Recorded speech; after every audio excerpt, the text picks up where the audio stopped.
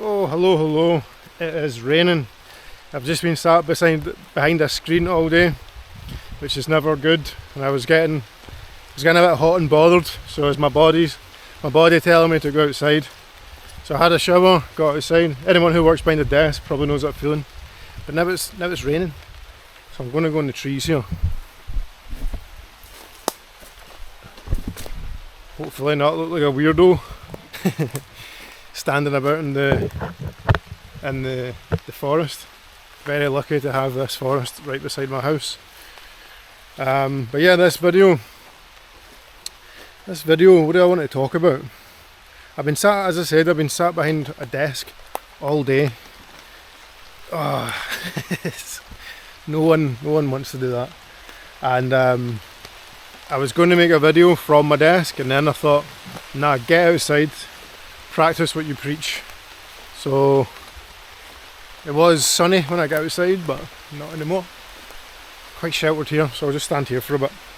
But yeah, this video I wanted to talk about how you can't wait for adventures. It's quite loud. But yeah, you can't wait for adventures. You can't wait for life to happen. I think you need to, like, if you're someone who wants to go on adventures and you want to make the most of life, it can be really easy to always put it off, because quite frankly, there's never a perfect time to do anything. And that's the same with fitness. It's the same with, I'm going to try and put my camera just under a leaf here so it doesn't get wet. I don't know if you can hear it, but it's torrential rain. Very bad timing coming out to do a video. I don't have my waterproof case on my camera as well. But yeah, I think there's no perfect time to go on an adventure. There's no perfect time to start a weight loss program or a fitness program. There's no perfect time to have kids or to get married, to start a new job, to move house, you know. But with adventure, when we get older, I'm 32, and there's like 32 might seem young to you, but I don't have any time to do anything. So I'm thinking maybe in 10 years, 20 years, when I'm 40 or 50, I'm going to have even less time, because I'll have kids, I'll have a mortgage, and I'll have more responsibilities. I'll have hopefully more business as well, and more followers on YouTube maybe. But yeah, I'll have less time, and you're probably the same. So I don't know, I think my advice is, if you want to go and do something, whether it's climb, like get into the gym, start a new diet, lose weight, or go on an adventure, climb some mountains, something like that, just go and do it, because there's never a perfect time.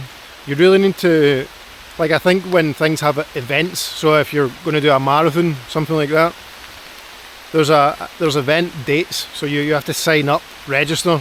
I think doing that, it sets something off inside your head where all of a sudden there's a time scale. And it's been the same for myself. Like, in the past, I've done Muay Thai, I've done kickboxing since I was a wee boy, really. And when you have a fight booked, you need to get ready, or you're getting your arse whooped. It's as simple as that. And it's the same with different adventures. Like, once there's a time set in the calendar, you know, maybe you've got it set for the summertime because the weather's going to be nicer. You need to, it's getting wet here, isn't it? You need to get your act together, get training, you know, take it serious, or it's not going to happen. And if you start I think that's another thing, telling people.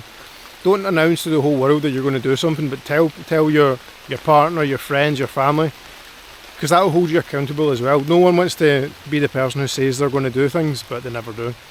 So yeah, I think the big thing is getting something in the calendar, even if there's no time. Like, if it's just climbing a Munro, I don't mean to say just, you know, that can be a big deal for a lot of people. Maybe it's the Three Peaks in the UK or something.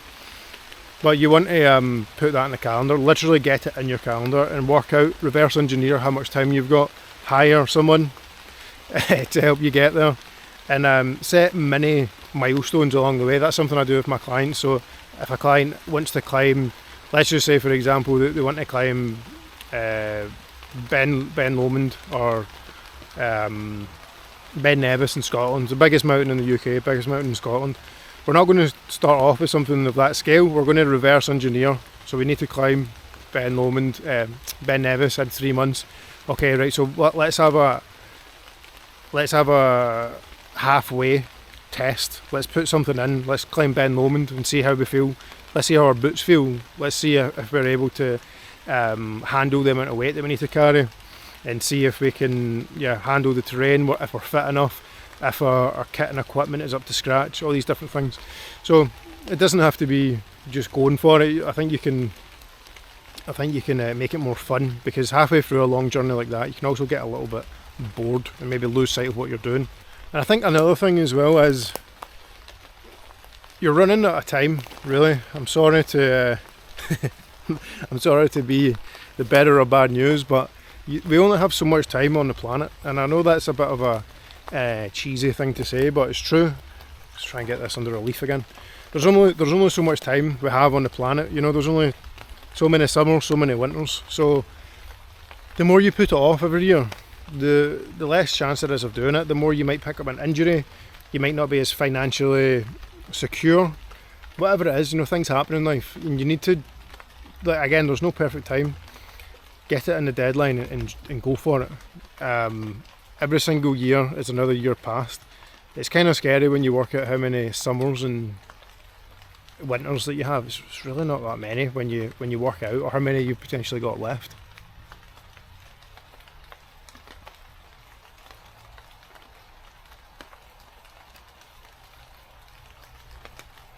And just to finish off, I don't think you should train, like, I think, as I said, you should train for that trip or that event or that adventure, but you should also train for the decades. You should train for the rest of your life, and I'm big on that, like longevity.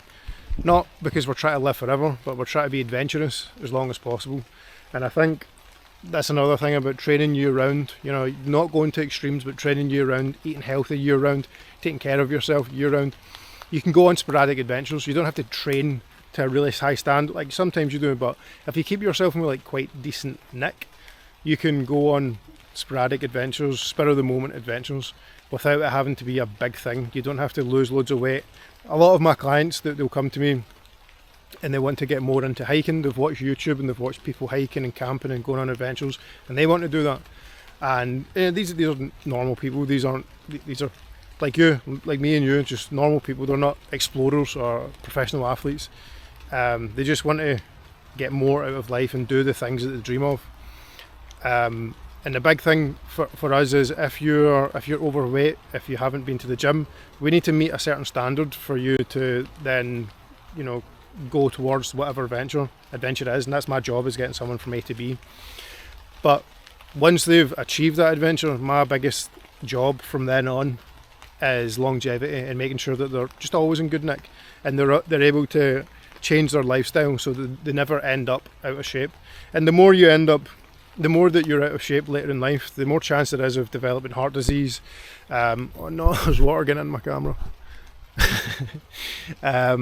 Heart disease, diabetes, you know, all these different things that come with aging, with an unhealthy lifestyle. So yeah, I think that's the power in training for an adventure. It gets you off the couch, off your arse, and gives you something to do. My voice went there. It gives you, you know, it's not just, I think that's the problem potentially with a lot of people. They don't have purpose, something to train towards. You know, like a footballer, they need to be in shape to stay on the team. You know, if you have a big adventure, or just, you know, any type of adventure in the calendar, you have incentive and purpose and direction every single day. And then after that, you've got that foundation, and you can then be more specific with your training, and you know, live a healthy lifestyle and be able to go on adventures every weekend without it being a big deal. You know, big adventures every weekend potentially. But yeah, that's it from me. I feel more motivated after spending 8 hours at a desk. I'd rather be in here. So yeah, that's it from me. Nice, see you later.